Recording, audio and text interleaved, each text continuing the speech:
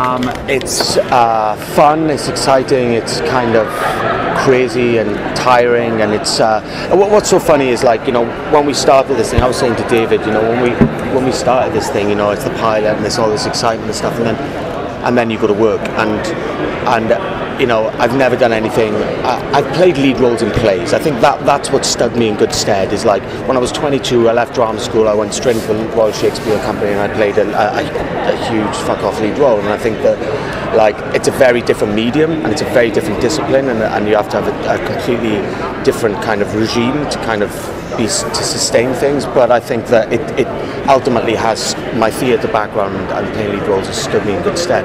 The one thing is, like, the pace at which it goes. It's, you know, it's liberating because you don't, sometimes as an actor, you know, you can get up in your head, you know, oh, was this good, was that good? You don't have time, you're just like, gone, next, you know, and you just have to keep on moving forward and keep on it's good because it forces you to be in the moment, do you know what I mean, rather than having too much space around something where you can get up in your head. But it's a journey, man, it's a journey. I feel like, you know, we're on episode 9 now, we start episode 10 next week. I just feel like from when we started, like, it's been a hell of a ride, and like, and we're really in I think we're really in a good place with it now. A lot of things have come together, you know. Yeah.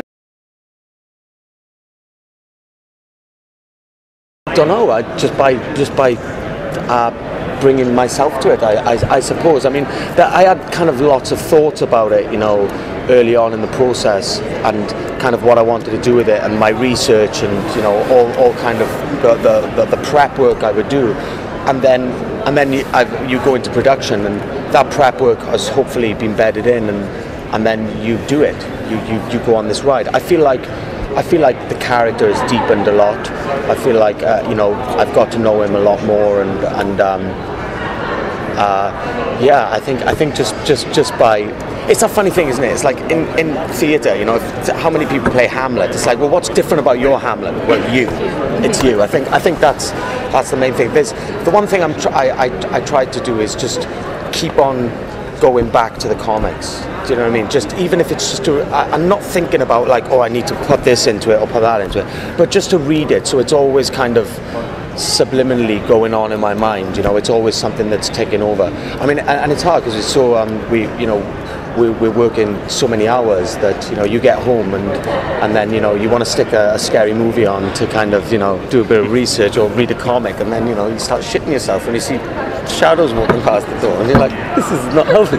But no, it's but yeah, so I tried to keep kind of that going on in the background, so that everything that I'm doing is tied to the DNA of that. And, you know, it's me. It's there's other bits that come and other bits that go, but the source is that, and that's what I'm trying to kind of keep true.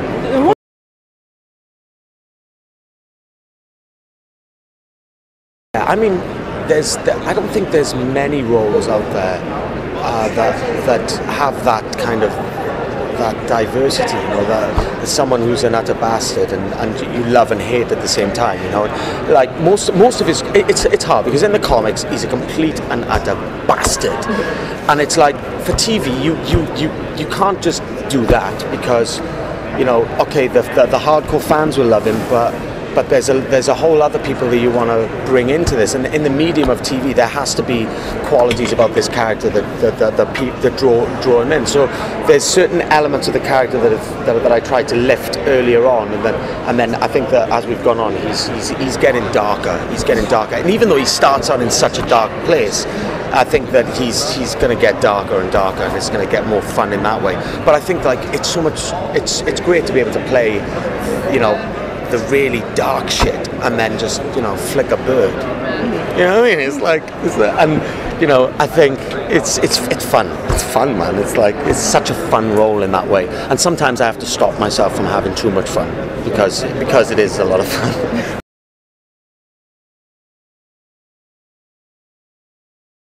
Because after I got the job, we had 2.5 weeks before we started the pilot.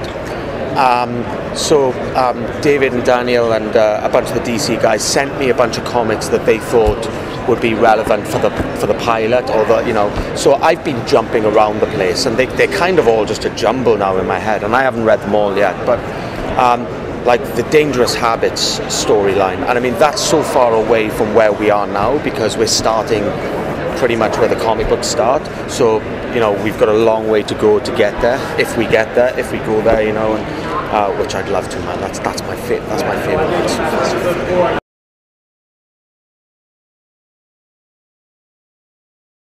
It's interesting because like we're pretty much basing it from the Hellblazer stuff, and I've read about five of the four of the new 52. I mean, there's stuff to take from it. I think that like in terms of production, there's good stuff. The way it looks, there's stuff to take from there. But we're pretty much going with the Hellblazer stuff, But it's a mixed match of this world that was created by Alan Moore, and it's like, there's so much of it, You just take as much as you can and try and play.